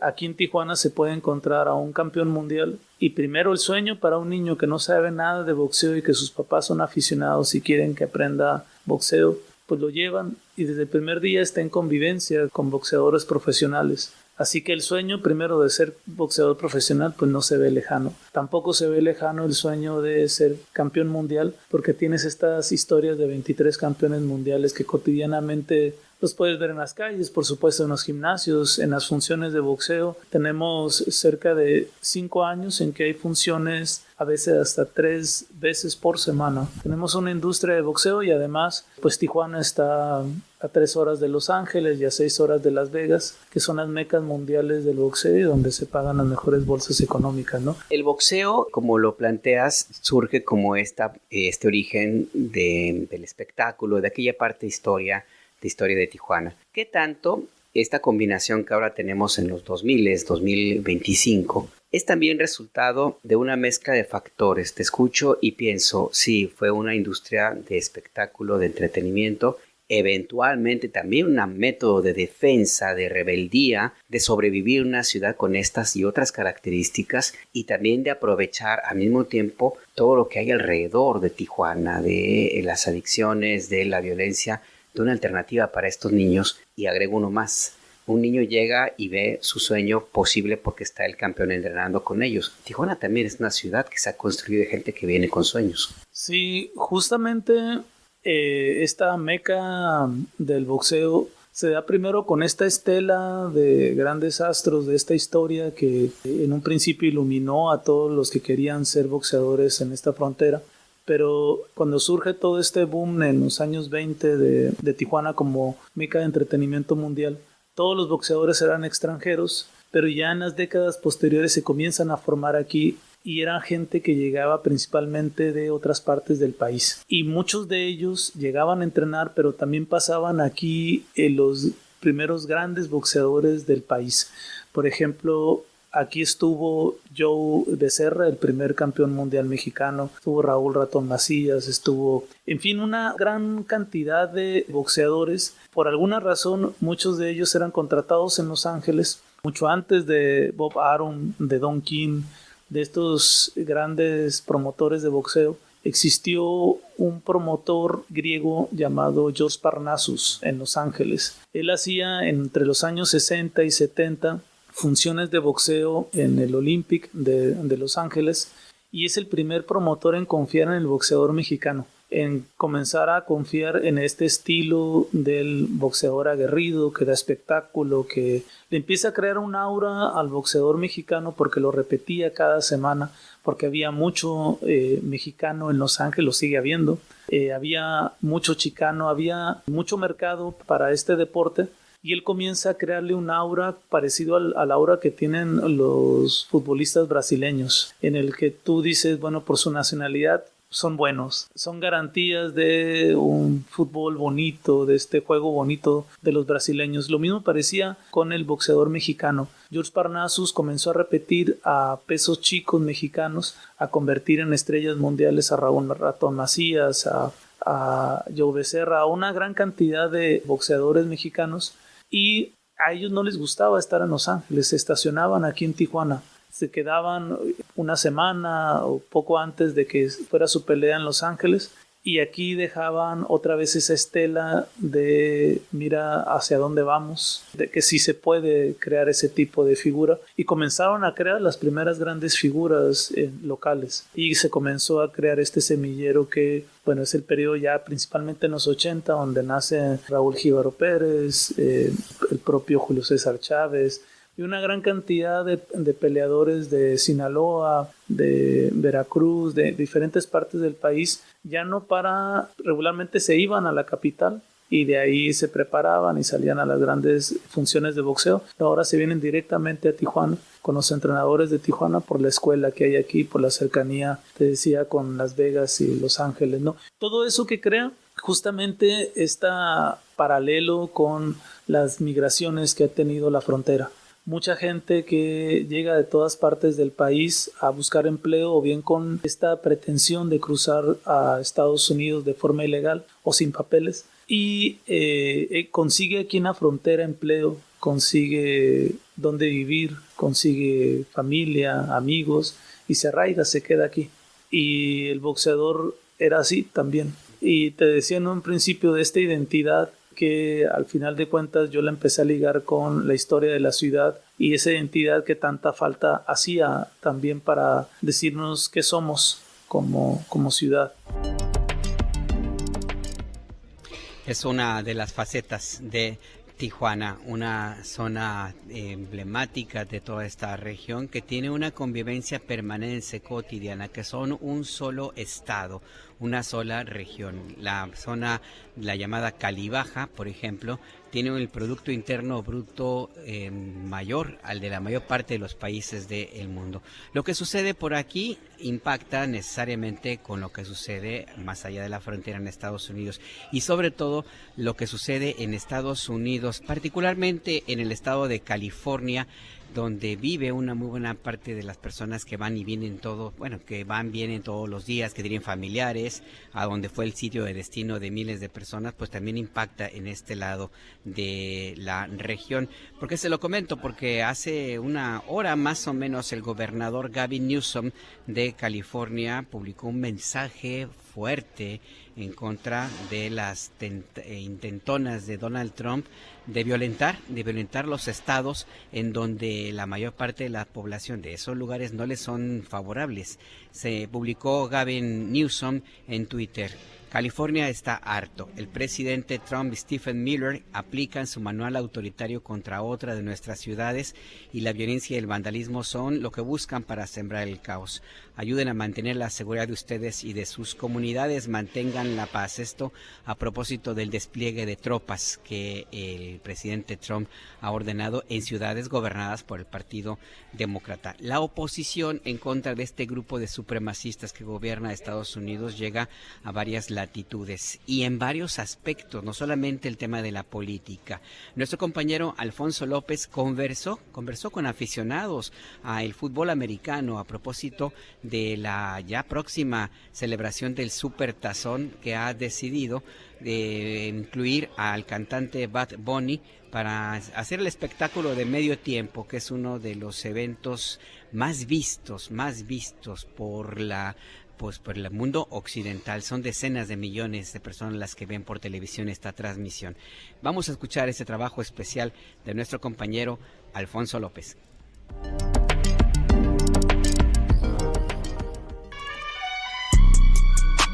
seguramente identifica esta voz. Dime, esto es lo que tú querías.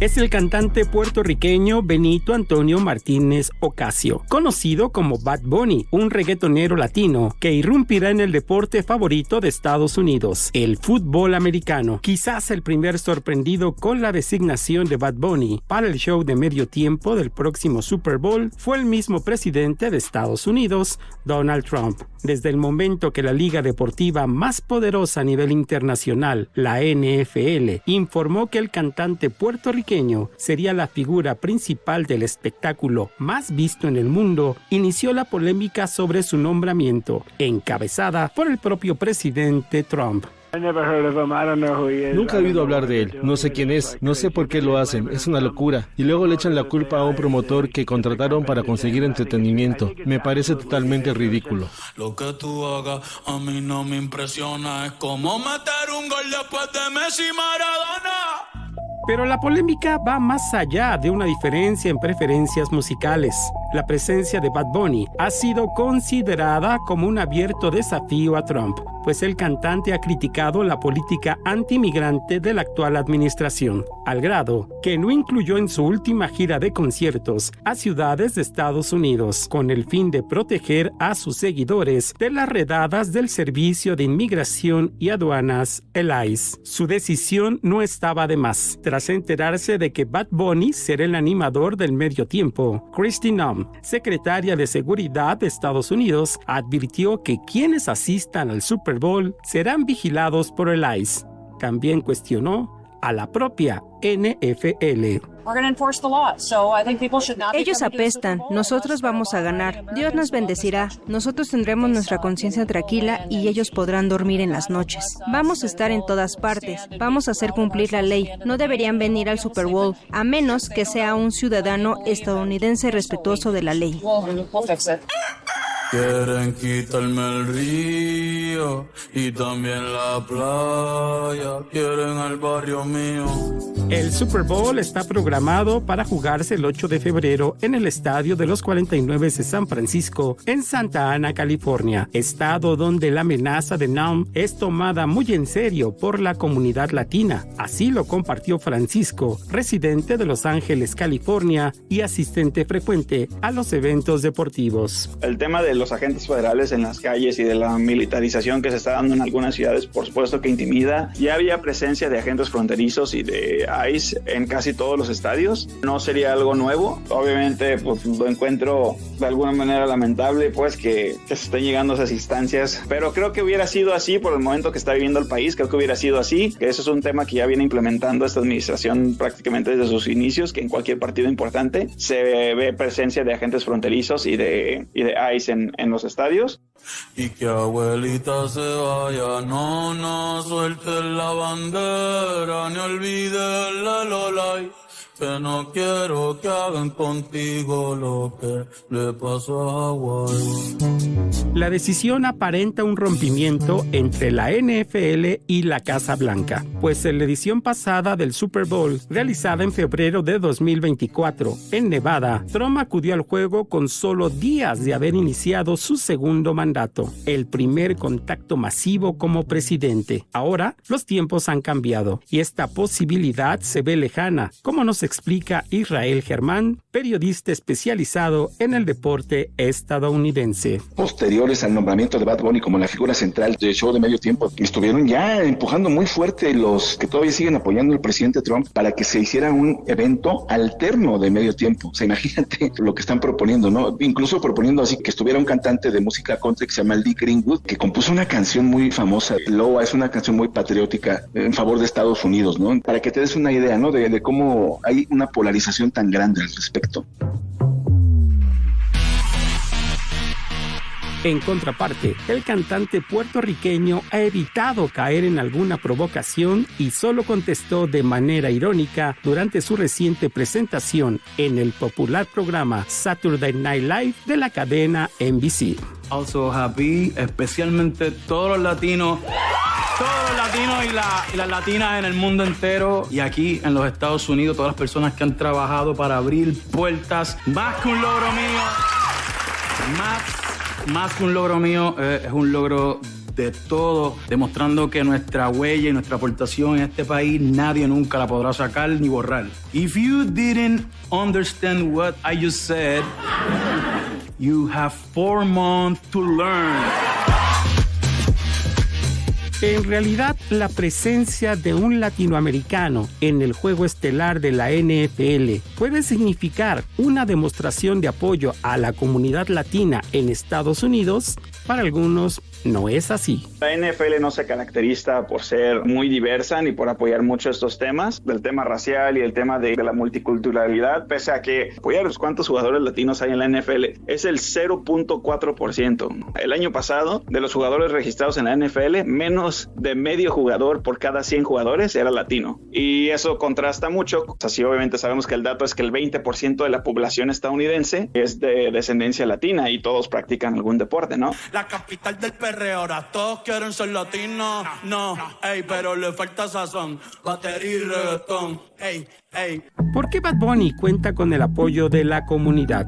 Porque las letras de sus canciones hablan contra el racismo, la represión, la gentrificación, los derechos de los migrantes, como las canciones Nueva York, El Apagón, Lo que pasó en Hawái. Así, su música es considerada una voz de las comunidades migrantes en Estados Unidos. Hasta hace 2 o 3 años yo no escuchaba Bad Bunny como tal, sabía que existía y demás, pero no lo escuchaba. Y es precisamente aquí en Los Ángeles, cuando ves la diversidad y convives con muchos centroamericanos que ellos sí lo escuchan 24/7, como nosotros escuchamos la cumbia o la banda sinaloense o la música grupera, que entienden de qué van las letras, ¿no? Que pues todas las letras hablan de este rollo de los centroamericanos, de la convivencia, de la raza, de la multiculturalidad. Entonces me empezó a gustar, me empezó a llamar mucho la atención. A mí la verdad me dio mucho gusto cuando yo vi la noticia de que iba a estar él, porque pues, es precisamente el momento y el contexto perfecto con todo lo que está pasando, ¿no? ¿Y este frío cuándo se acaba?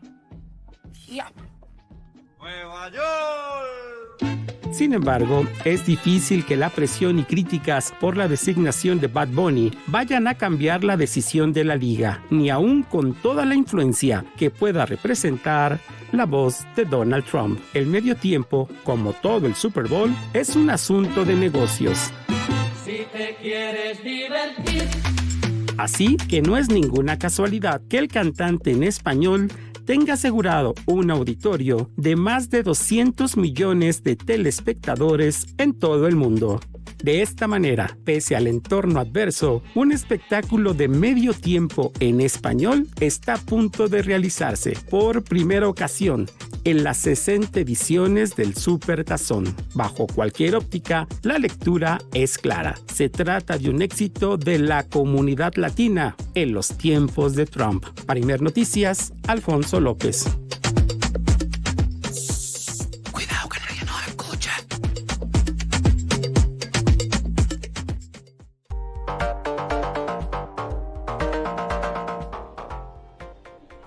Efectivamente, le guste a usted o no la música de Bad Bunny, no podemos negar que esto es, como nos contó nuestro compañero Alfonso López, un éxito de la comunidad latina en tiempos del supremacista Donald Trump. Esta pieza que le hemos presentado de Alfonso López con una producción de José Luis Plasencia. Ya estamos en los últimos minutos del Acento, tu punto de referencia, pero no podemos dejar de informarle lo siguiente. Activistas han anunciado que las caravanas navideñas de empresas refresqueras como la Coca-Cola, pues lo que hacen es incentivar el consumo de sus productos en los niños, justo aprovechando la Navidad para meter el mensaje subliminal de asociar Coca-Cola, que es un refresco, una bebida azucarada como otras y que causan un daño fuerte en la salud de los seres humanos, con una fiesta, una celebración familiar como la Navidad. La información con Luz Cecilia Andrade.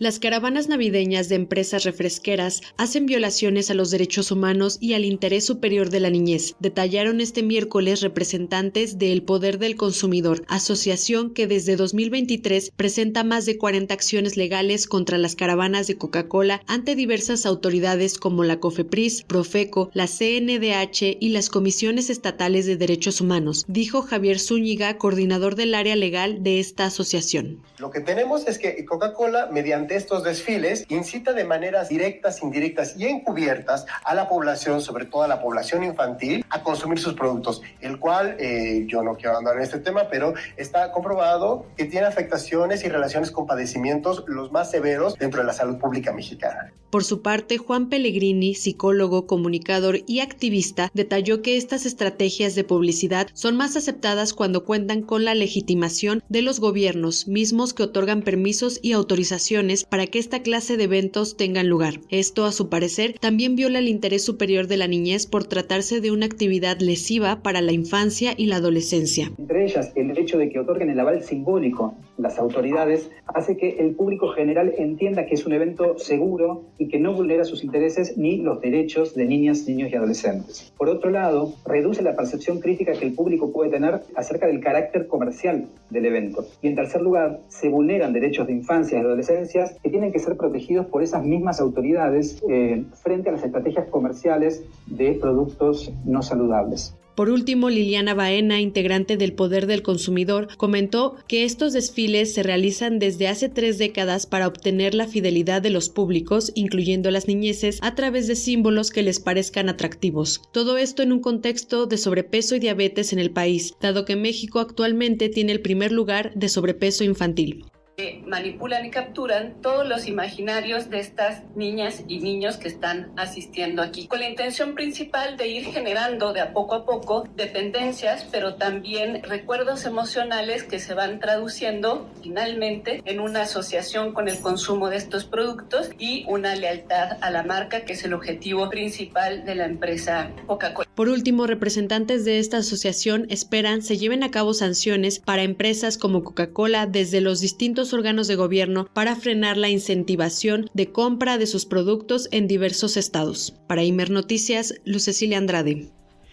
Y a propósito de estos temas, la jefa de gobierno de Ciudad de México, Clara Brugada, entregó más de 7,000 uniformes a integrantes del primer torneo de fútbol infantil comunitario Oyamalistli. La información con Guadalupe Franco. Adelante, Guadalupe, buenas tardes. ¿Qué tal, Alberto Auditorio? Muy buenas tardes. Esta mañana la jefa de gobierno de la Ciudad de México, Clara Brugada, hizo la entrega simbólica de uniformes a más de 7,000 niños y niñas de las 16 alcaldías que participarán en el primer torneo de fútbol infantil comunitario Oyamalistli, que significa juego de pelota en náhuatl. En la cancha 1 de la Escuela de Fútbol Villarreal Chapultepec, la jefa de gobierno dijo que debido a la alta demanda del torneo Oyamalistli, en diciembre se abrirá una segunda convocatoria en la que se impulsará la participación de niñas y mujeres. Así lo dijo. Que vamos a impulsar en especial la participación de las niñas y de las mujeres en el fútbol. Cuando una niña, una joven, entra a jugar en una cancha fútbol, rompe muchos estereotipos, como que pareciera que el fútbol solo es para hombres. Así que en este proceso vamos a romper esos roles de género que no nos ayudan a construir una sociedad justa, igualitaria, sin discriminación. La jefa de gobierno invitó a las y los participantes a jugar con pasión y respeto en los más de 1,500 partidos que se realizarán como parte de este primer torneo, cuya final se jugará en febrero de 2026. Vamos a escuchar sus palabras. Así que yo hago un llamado a las niñas y a los niños que jueguen con pasión, que jueguen con respeto, con colaboración y que lo más importante es jugar y que se diviertan y que sean felices cuando lo hagan. Que eso es y ese es el gran objetivo. Así que pronto estaremos asistiendo. Los invitamos aquí a nuestros invitados, algunos encuentros deportivos del torneo. Cabe mencionar que durante este evento la jefa de gobierno presentó las mascotas del Mundial de Fútbol 2026 que también acompañarán el torneo Oyamalistli. En este recinto deportivo se dieron cita el alce maple en representación de Canadá, el águila clutch como mascota de Estados Unidos y el jaguar Sayu representando a nuestro país. Alberto Auditorio, mi reporte. Gracias a nuestra compañera Guadalupe Franco. Por cierto que este sábado en el Zócalo habrá el ciclo especial de cine Zócalo Ánimas y Sombras 2025 a partir de las 5 de la tarde con la película animada Ana y Bruno. Y después a las 7 habrá cortometrajes. Está usted invitado. Como también está usted invitado, si nos escucha en Tijuana, a nuestras transmisiones que llevamos a cabo desde esta ciudad fronteriza. No vamos a poder permitir, pues no es posible que si usted nos quería acompañar en el Centro de Cultura Tijuana, en el Secut, no es posible, estamos en un lugar cerrado, entonces no tendríamos posibilidades de que usted tuviera acceso además de la transmisión radiofónica, pero mañana, este jueves, vamos a estar en el Pasaje Rodríguez, así es que si usted tiene ánimo, tiene tiempo, ganas, pues ahí lo esperamos, en el Pasaje Rodríguez, en el centro de Tijuana. En el Secut, pues no es posible, las mismas condiciones del lugar donde vamos a estar transmitiendo no lo van a permitir. Le queremos agradecer que nos haya acompañado en el Acento, tu punto de referencia, en esta transmisión especial desde la Casa del Migrante de Tijuana. Agradecemos especialmente al padre, al sacerdote Lorenzo Chaides, quien es el director de la Casa del Migrante, a Gilberto Martínez, administrador general de esta emblemática instalación llena de historia, de apoyo, de solidaridad y de amor a las personas con movilidad. Al equipo de Imer Noticias que se encuentra en Ciudad de México y al equipo de Fusión 102.5 de FM que nos ha acompañado hasta este punto, y sobre todo a usted que nos sigue, que nos escucha, se comunica con nosotros. Siga presente, aquí estaremos nosotros. Hasta mañana.